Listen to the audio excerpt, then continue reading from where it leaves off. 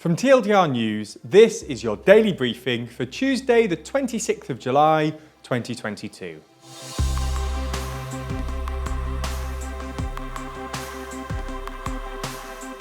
Good afternoon. Today we'll be discussing some of the biggest stories, including a referendum in Tunisia and the return of partygate. We'll also be answering today's big question: just what was the true cost of lockdown? As well as discussing the impact of the debt crisis. But first, Russia slashes gas deliveries to Europe. Again. Gazprom, Russia's state-owned energy giant, has announced that from tomorrow, gas flows via the Nord Stream 1 pipeline will be cut in half, from an already lowered 40% of capacity to just 20%. Gazprom announced that the cut was due to technical conditions of the engine, leading the Ukrainian president to claim that Russia is now in an open gas war against a united Europe. European gas prices shot up after Gazprom's announcement, with Europe's natural gas benchmark contract, the Dutch TFF, rising about €190 per megawatt hour, the highest since March. The move comes amid news that German business confidence had fallen to its lowest level for more than 2 years, the strongest indication to date that Europe's largest economy, and the economy most reliant on Russian gas, is on the brink of recession. Tunisians voted yesterday to approve a controversial new constitution, proposed by President Kais Saied, that hands the head of state near total power. More than 90% of those who voted supported the new constitution. However, turnout was less than 30%, amid a boycott by the country's major political parties. Yesterday's vote was held exactly 1 year after President Saied dismissed the government and suspended parliament. Saied said the new constitution was necessary to end political deadlock and economic woes. He celebrated the result and proclaimed that Tunisia has entered a new phase.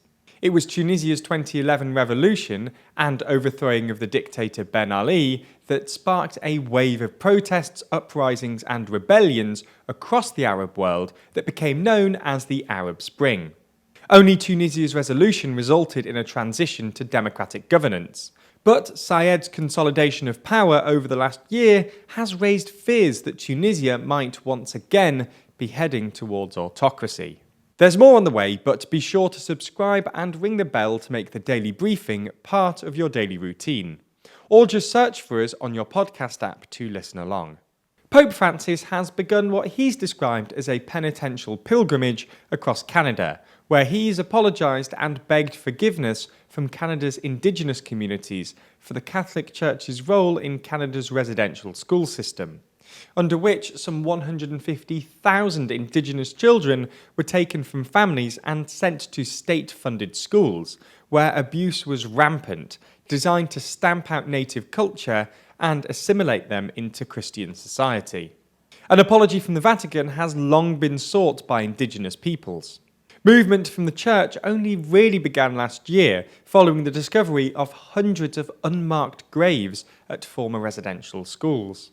Pope Francis said, "I humbly beg forgiveness for the evil committed by so many Christians against the Indigenous peoples." Yesterday, the Metropolitan Police, the police force who investigated the parties at Downing Street during lockdown, admitted that they did not send questionnaires to Boris Johnson in regards to 2 events. A leaving event for the departing Director of Communications back in November 2020, and a second event in December of the same year.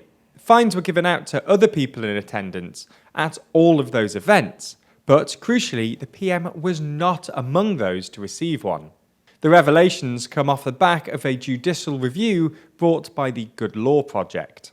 In the Met's full summary grounds of opposition, they note that questionnaires formed a useful part of the investigation, but if time spent at an event or the reason for a person's attendance was clear from other evidence available, there was little to be gained from a questionnaire.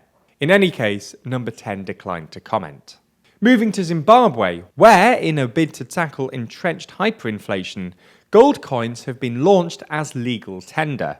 The gold coins will, the Reserve Bank of Zimbabwe has said, have liquid asset status, allowing them to be converted into cash, traded on the local international market, and used for transactions. Before a coin can be traded for cash, however, the person must have held the coin for more than 180 days, or half a year. At launch, the coins, which have a purity of 22 carats, cost some £1,514 or $1,824.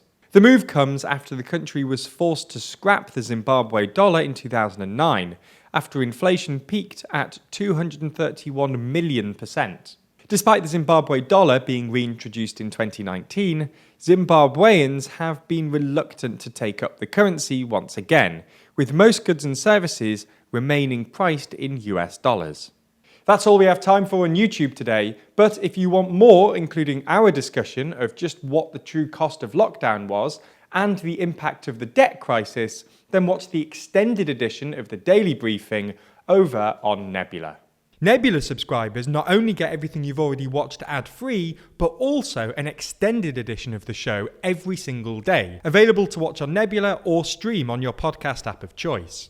So if you want to support the channel and get a more extensive daily briefing every day, you'll want to sign up. And there's good news. Our friends at CuriosityStream, the streaming service which offers some of the best documentaries, is offering a deal whereby you can get both platforms, CuriosityStream and Nebula, for less than $15 a year. That's all the best documentaries you could want on CuriosityStream, and then more TLDR on Nebula, including the extended briefing, other full exclusive TLDR videos, and it's always ad-free. Click the link below to get both services for less than $15 a year and support the channel.